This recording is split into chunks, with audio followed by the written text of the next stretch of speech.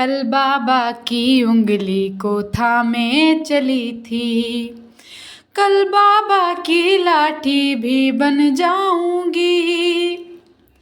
अम्मा तेरे घरौंदे की चिड़िया हूँ मैं, दाना लेकर ही वापस घर आऊंगी।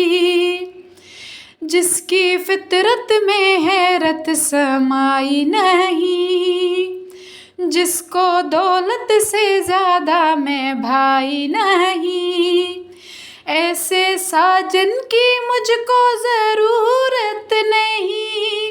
अरे ना कहने का सुन लो मुहूर्त यही, अकेली चलूँगी किस्मत से मिलूँगी।